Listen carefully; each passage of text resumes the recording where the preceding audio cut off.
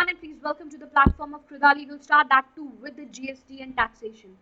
Most importantly, guys, फिर से new 2 updates आ चुके हैं onto the GST के ग्राउंड पे, GST के पोर्टल पे। आज के जो इस सेशन में हम बात करने वाले हैं वो हम बात करेंगे नोटिस के कंसर्न में।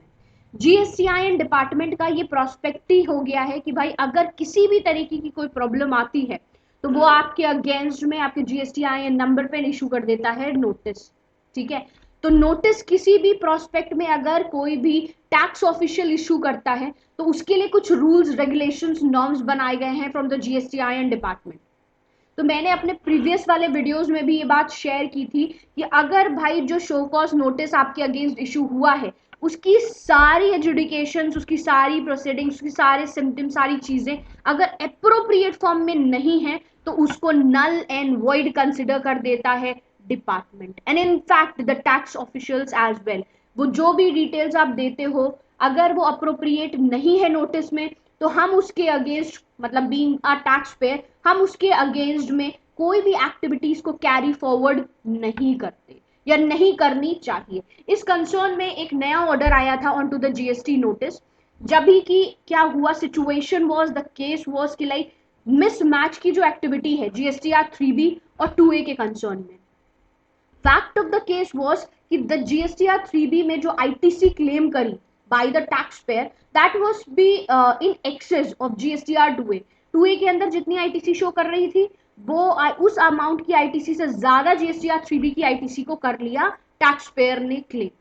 ना in this regard fact of the case बताऊंगी। सो कॉज नोटिस आया फ्रॉम द GSTIN डिपार्टमेंट की तरफ से, नोटिस भी चला आया। अब नोटिस के अंतर्गत अगर कोई भी tax official so cause notice issue करता है तो उसको कुछ इंपॉर्टेंट प्रोस्पेक्ट्स को ध्यान रखना बहुत ज्यादा जरूरी है। अगर वो ध्यान नहीं रखेगा उस चीजों का और बिना उन चीजों के ध्यान रखे ही नोटिस को कैरी फॉरवर्ड कर देगा तो उस नोटिस की कोई भी मान्यता नहीं रहती। I am repeating the word, कोई भी मान्यता नहीं रहती, उसे नल एंड वॉइड कंसिडर करा जा सकता है as per the high court judgment. तो इस केस ऑफ द फैक्ट मैं डिस्कस करने वाली हूं। फैक्ट ऑफ द केस मैं यहां पे पढ़ूंगी और आपको ये प्रोस्पेक्ट ध्यान से समझना है। फैक्ट ऑफ द केस क्या कहता है कि भाई GST ऑफिसर ने रेज करी एक डिमांड, ठीक है, under section 74 because there was a mismatch का सिचुएशन था in the GSTR 3B and 2A। दोनों की सिचुएशन में ऐसे ही फॉल कर रहा है कि भाई ये सिचुएशन आई है कि GSTR 3B का डेटा और 2A का डेटा मैच नहीं करा है। Irrespective of this fact that उन्होंने क्या क्लेम किया है, एक्सेस ITC को क्लेम कर लिया है। तो समरी भैया DRC 01 के फॉर्म में जो सो कॉज नोटिस है वो इशू हो गया। इंपॉर्टेंटली एक और बात बताना चाहूंगी, जब भी कभी GSTIN डिपार्टमेंट आपके अगेंस्ट कोई नोटिस इशू करता है तो वो व्यू आपको कहां देखना है, on to the GST portal. आपको सबसे पहला काम लॉग इन करना है। लॉग इन करने के बाद आपको व्यू नोटिस सर्विसेज में जाना है। सर्विसेज टैब में आप जैसे ही क्लिक करोगे व्यू नोटिस एंड ऑर्डर के ऑप्शन पे आपको क्लिक करना है और वहां पे मिलेगा आपको DRC 01 का फॉर्म, जिसके अंतर्गत आपके अगेंस्ट जो भी डिपार्टमेंट ने एक्शन लिए हैं वो सारे एक्शंस एक सो कॉज नोटिस के फॉर्म में प्रीवेल कर रहे हो। आपको उसे व्यू पे क्लिक करना है और उस नोटिस को ध्यान से पढ़ना है। एज लाइक अभी मैंने जैसे कि बताया कि अगर बहुत सी मल्टीपल ऑफ द सिचुएशंस होती है जिनके अगेंस्ट में GSTIN डिपार्टमेंट नोटिस इशू कर देता है तो वो सेक्शन 74 के अंदर बिल्कुल क्लियर कट लिखी है भाई कि हमने एक्सेस ITC क्लेम कर लिया है, फ्रॉडुलेंट मैनर में अपने रिफंड्स को क्लेम कर लिया है, ठीक है, जितना रिस्पेक्टिव पीरियड में, जिस रिस्पेक्टिव पीरियड में हमें टैक्स का पेमेंट कर देना चाहिए था हमने नहीं किया है, then in that case also हमें GSTIN डिपार्टमेंट की तरफ से नोटिस इशू हो सकता है। तो ये सारी एक तरीके से बैकग्राउंड स्टोरी है कि GSTIN डिपार्टमेंट आपके अगेंस्ट नोटिस कब कब इशू कर सकता है। तो आपको क्या ध्यान में रखना है कि भाई देखो अगर नोटिस आ गया अब हमें क्या अगला स्टेप लेना है, हमें उस नोटिस का रिस्पेक्टिव रिप्लाई कर देना चाहिए। Being a perfect tax payer या being a competent tax payer, ये हमारी रिस्पॉन्सिबिलिटी होती है कि भाई जो request from the GSTIN department से आ रही है उसको हमें कैरी फॉरवर्ड करना होगा। तो इन केस अगर जो नोटिस हमारे अगेंस्ट आया है उसके अंदर एलिजिबल क्राइटेरिया मेंशन्ड नहीं हुआ तो ये हम इस चीज के लिए लाइबल नहीं है कि हमें उसका रिप्लाई करना है। यही बात बिल्कुल क्लियर कट जजमेंट के थ्रू आई है। अभी इस केस में क्या हुआ था, मिसमैच की सिचुएशन आ गई, टैक्स ऑफिसर ने नोटिस इशू कर दिया, उन्होंने क्लियर वर्डिक्ट नहीं दिया, क्लियर स्पेसिफिकेशन नहीं दिया, क्योंकि भाई देखिए ये मिसमैच की जो सिचुएशन है ये तो नॉर्मल है, हर आएगे आज नहीं तो कल किसी ना किसी दूसरे बंदे के साथ होती कि भाई जीएसटीआर 3B का डेटा 2A से मैच नहीं कर रहा है। अभी भी एक सिचुएशन ऐसी आई थी कि भाई हम अगर मान लीजिए रिटर्न फाइलिंग के प्रोस्पेक्ट में बात करें, अगर हम regular category of tax payer हैं और मेरा जो सामने वाला पर्सोनल है वो QRMP स्कीम के अंतर्गत रजिस्टर्ड है, क्वार्टरली फाइलर है, तो भाई क्वार्टरली फाइलिंग की डेट क्या पड़ती है 22 तारीख और 24 तारीख, और रेगुलर वालों की डेट क्या पड़ती है 20 तारीख। तो भाई अगर हमने परचेजेस उनसे कर रखी है तो वो अपना जो डेटा है वो कैसे और किस बेसिस पे चढ़ाएंगे, हो सकता हो वो लेट चढ़ाएं, जिनकी वजह से क्या हो सकता है हमें जो आईटीसी क्लेम करना चाहिए वो हम नहीं क्लेम कर पा रहे हैं, और वो आईटीसी की वैल्यू हमारी किस कंसिडरेशन में आती है, आईटीसी अनअवेलेबल, और जो कि हमारे फाइनल रिटर्न में भी हाईलाइट नहीं होती, इस वजह से सिचुएशंस मिसमैच की आती है। पर जीएसटीआईएन जो डिपार्टमेंट है, जो टैक्स ऑफिसर्स हैं, उन्हें प्रॉपर फॉर्म में हमें एक इंफॉर्मेशन देनी चाहिए कि भाई आखिर हमारी गलती क्या है। तो यही बात यहाँ पे बताई गई है एज पर सेक्शन 74। तो आप देख सकते हो सेक्शन 74 के अंतर्गत क्या बात कही गई है, टॉक्स अबाउट कि भैया आपने टैक्स पे नहीं किया है, टाइमली पे नहीं किया है, शॉर्टली पे किया है, ठीक है, इनपुट टैक्स क्रेडिट आपने रॉन्गली अवेल किया है, या कोई फ्रॉडुलेंट एक्टिविटी आपने कंडक्ट करी है, ठीक है, तो उस कंसर्न में क्या होता है कि proper officer sir should serve view a notice,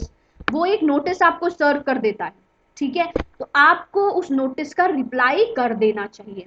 अब सो कॉज जो नोटिस आपके अगेंस्ट इशू हुआ है उसकी कई सारी सिचुएशंस हो सकती हैं। अभी ये जो सिचुएशन मैं बता रही हूँ सेक्शन 70, अभी हम जो डिस्कस कर रहे हैं वो डिस्कस कर रहे हैं 74, तो इसके अंतर्गत कुछ बातें कही गई हैं, वो एक अलग से आपको प्रोस्पेक्टिव दिखाएंगे। तो यहाँ पे इस प्रोस्पेक्ट में आपको यही बताना है कि अगर आपके अगेंस्ट डिपार्टमेंट ने नोटिस इशू किया है और उसके अंदर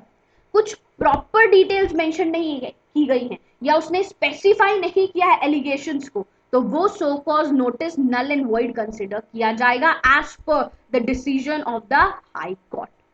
तो आप देख पा रहे होंगे कि यहाँ पे decision of the high court आ गया है, यहाँ पे बात करी गई है कि भैया कि the concept of reasonable opportunity including the various safeguards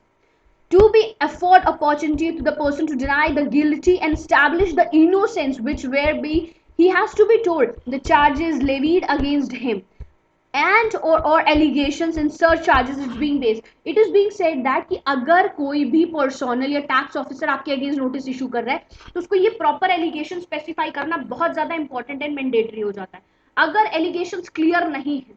अगर प्रॉपर एलिगेशंस नोटिस में अवेलेबल नहीं है तो उसको कंसिडर नहीं किया जाएगा। यहाँ पे लिखा हुआ ये बात क्लियर करके कि although it has been mentioned that कि there is a mismatch of GSTR 3B and 2A,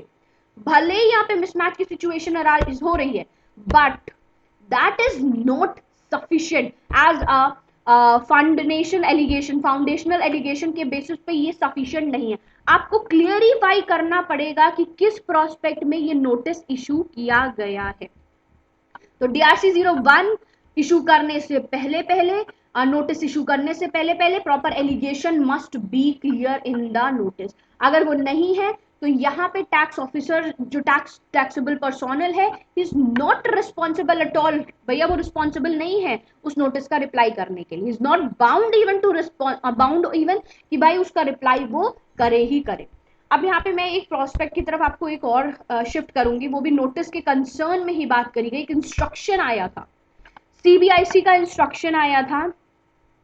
from the GSTIN department. Instruction में कुछ बातें कही गई थी कि ये जो सो कॉज नोटिस इशू करने का सेगमेंट है ना, आप बीइंग अ टैक्स ऑफिसर आप अपना सो कॉज नोटिस इशू कब कब कर सकते हो। तो भैया यहाँ पे 2-3 बातें लिखी हुई हैं सेक्शन 73 के अंतर्गत सबसेक्शन 2। सेक्शन 73 सबसेक्शन 2 कुछ बातें कहता है कि भैया मिनिमम अगर आपको लगता है कि किसी भी टैक्स पर्सोनल ने कोई गलती कर दी है और आपको नोटिस इशू करना है, सो कॉज नोटिस इशू करना है, तो उसके लिए आपको 3 साल का पीरियड मिलेगा।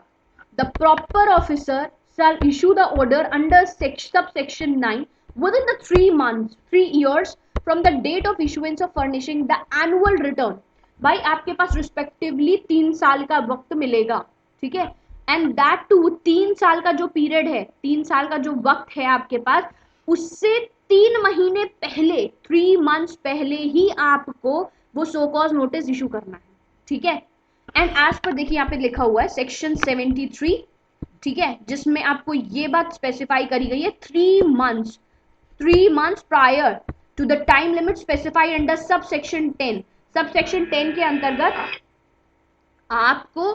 3 महीने के अंतर्गत 3 साल का वक्त मिला है, और साथ ही 3 महीने के पहले पहले ही आपको ये चीज इशू कर देनी है। अगर हम यहाँ पे सेक्शन 74 की बात करते हैं, सेक्शन 74 सेक्शन 2 के अंतर्गत अगर हमने बात करी है, तो आपको एटलीस्ट जो पीरियड दिया गया है नोटिस इशू करने का, मैं उन्हीं टैक्स ऑफिसर्स की बात कर रही हूँ जो नोटिस इशू करते हैं, तो उनके कंसर्न में 5 साल उनको पीरियड मिला हुआ है, जिसके अगेंस्ट में वो 6 महीने पहले पहले तक, 6 महीने पहले पहले तक वो अपने नोटिस को इशू कर सकते हैं। अब यहाँ पे एक बहुत इंपॉर्टेंट सी बात डिस्कस कर रहा था जीएसटी डिपार्टमेंट की, भाई अगर हमें पता है, बीइंग अ टैक्स ऑफिसर, अगर हमें ये बात पता है कि इस टैक्स पेयर ने कुछ फ्रॉड कमिट कर रखा है या कोई ऐसी एक्टिविटी को कंडक्ट कर रखा है जो जीएसटी में नहीं एप्लीकेबल है, तो उस कंसर्न में जो नोटिस उन्हें इशू किया जाए वो टू द एंड ना हो। अगर 3 साल का पीरियड है तो भैया 3 साल के एकदम लास्ट ऑफ द मंथ ना किया जाए, उससे पहले पहले किया जाए, जिससे प्रोसीजरिंग जो होती है, जो प्रोसीजरल वर्क होते हैं, उसे टाइमली बेसिस पे कंप्लीट किया जा सके। तो होपफुली मैंने यहाँ पे 2 बातें आपको क्लियर करी। नंबर 1 इज व्हाट, कि अगर जीएसटी डिपार्टमेंट नोटिस इशू कर रहा है तो आपको पहली चीज तो आप ऐसी कोई गलती ना करो कि नोटिस आए। दूसरी चीज कि अगर नोटिस आ जाता है तो आपको टाइमली रिप्लाई करना जरूरी हो जाता है, इंपॉर्टेंट हो जाता है, मैंडेट हो जाता है for all the category of tax payers. But in case you feel fine like आपको क्या करना है, आपके केस नोटिस आया, आपको डीआरसी 01 के फॉर्म में नोटिस आया है, आपने सर्विसेज में व्यू नोटिस एंड सर्विस में गए हो, आप व्यू नोटिस एंड ऑर्डर में आपने जाके उस नोटिस को देख लिया, और आपने जब उसको पढ़ा तो आपको समझ में आया कि भाई इसमें मेरे एलिगेशंस तो क्लियर ही नहीं है, मुझे कुछ भी क्लियर समझ में ही नहीं आ रहा है कि करना क्या है और करना क्या नहीं है। तो have proper concern with the department, और अगर उसमें एलिगेशन स्पेसिफिकली मेंशन नहीं होते हैं, you are not bound to give respective answer to this specified notice, क्योंकि वो खुद में ही self centered null and void consider कर दिया जाएगा। अगर हम टैक्स ऑफिशियल्स की कंसर्न में बात करें तो सीबीआईसी के इंस्ट्रक्शंस के द्वारा अगर बताए तो सेक्शन 73 और 74 के अंतर्गत आपके पास 3 साल 5 साल का वक्त होता है। 3 साल के कंसर्न में आपको प्रायोरिटेबली 3 मंथ्स पहले तक सोकॉज नोटिस इशू कर देना होता है भाई, जिससे टैक्स पेयर अपने एलिगेशंस के अगेंस्ट, जो भी एलिगेशंस लगाए गए हैं उसके अगेंस्ट प्रॉपर प्रोसीडिंग्स में डिपार्टमेंट की हेल्प कर सके। और अगर हम सारा पीरियड 5 इयर्स है तो 6 मंथ पहले show cause notice proper officer issue करेगा, और फिर होगा कैरी फॉरवर्ड उस एलिगेशंस के अगेंस्ट जो डिटेल आई है उसके अगेंस्ट वर्किंग होती है। एक इंपॉर्टेंट बात नोट कर लीजिए कि भाई डिपार्टमेंट ने एक रिक्वेस्ट करी है from all the tax payers, from all the tax officials, tax payers के अगेंस्ट ये कि भाई आप अपने रिटर्न्स की फाइलिंग टाइमली करें, किसी भी तरीके की कोई फ्रॉडलेंट एक्टिविटी में कंडक्ट ना हो, एक्सेस आईटीसी क्लेम ना करें, कोई मिसमैच की सिचुएशन आती है तो प्रॉपर फाइलिंग से पहले रिकनसाइल कर लें,